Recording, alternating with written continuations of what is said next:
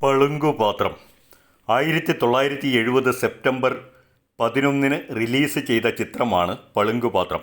ഈ ചിത്രത്തിൻ്റെ തിരക്കഥ തോപ്പിൽ ഭാസി.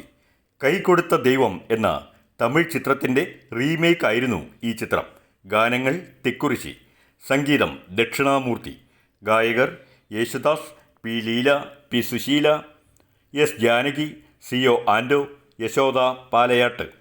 അഭിനേതാക്കൾ Nazir, Madhu, Jayabharathi, Sheela, Sudheer, Adoor Bhasi, Thikkurissy, S P Pillai, Vijayasree, T S Muthaiah, P R Menon, Philomina. കഥ: മാധവൻ തമ്പിക്ക് 3 മക്കൾ: രവി, നിർമ്മല, ശകുന്തള. നിർമ്മല തൻ്റെ യൗവനത്തെ ഓർക്കാതെ കുട്ടികളെപ്പോലെ നടന്നു. ആരോടും സംസാരിക്കും, കളിചിരിയും ഒക്കെ. ചതിയനായ തെമ്മാടി വേലപ്പൻ നിർമ്മലയെ കുടുക്കി. നാട്ടുകാർ നിർമ്മല പിഴച്ചവളാണെന്ന് വിധിയെഴുതി. അപമാനം നേരിടാനാകാതെ രവി നാടുവിട്ടുപോയി. വേലപ്പൻ്റെ കള്ളപ്രചരണം, ഊമക്കത്ത് ഇവ മൂലം നിർമ്മലയ്ക്ക് വന്ന വിവാഹ ആലോചനകളെല്ലാം മുടങ്ങി. നാടുവിട്ടുപോയ രവി എത്തിയത് അമൃതസരസിലാണ്.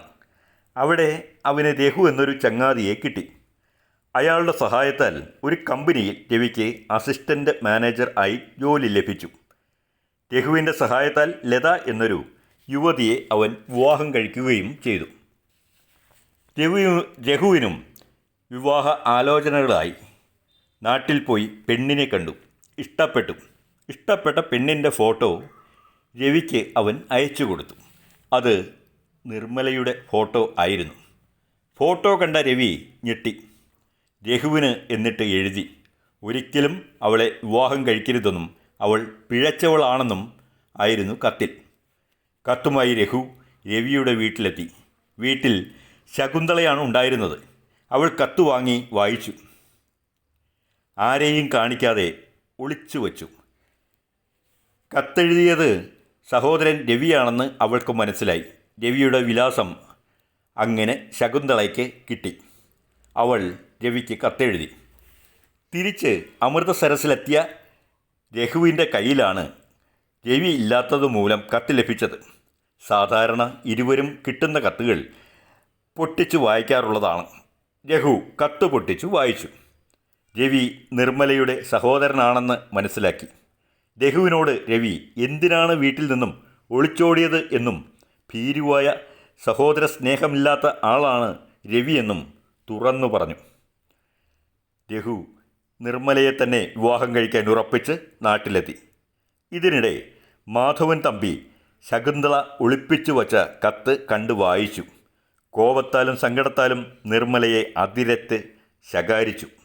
ശകുന്തള അവളെ സമാധാനിപ്പിക്കുക മാത്രമല്ല, തമ്പിയോട് കാര്യങ്ങൾ പറഞ്ഞ് മനസ്സിലാക്കാനും ശ്രമിച്ചു. എന്തു പറഞ്ഞിട്ടും നിർമ്മലയോടുള്ള ദേഷ്യം അയാൾക്ക് കുറഞ്ഞില്ല. രഘു തൻ്റെ വീട്ടിലെത്തിയപ്പോൾ ഏഷണിയുമായി അവൻ്റെ അമ്മയെ തെറ്റിദ്ധരിപ്പിക്കാനെത്തിയ വേലപ്പനെ കണ്ടു. അയാളെ അവൻ അടിച്ചു പുറത്താക്കി.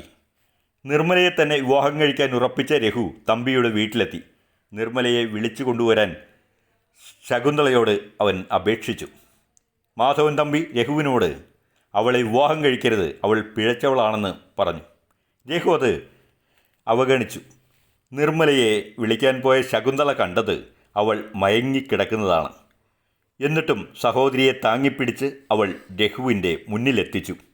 അവൻ അവളുടെ യൗവന കഴുത്തിൽ താലി ചാർത്തി. രവിയും വന്നു ചേർന്നു.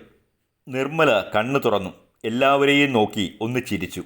പിന്നീട് അവൾ ഈ ലോകത്തു നിന്നും യാത്രയായി. അപമാനഭീതിയും നിരാശയും സങ്കടവും കൊണ്ട് അവൾ ഉറക്ക ഗുളിക അമിതമായി കഴിച്ചിരുന്നു.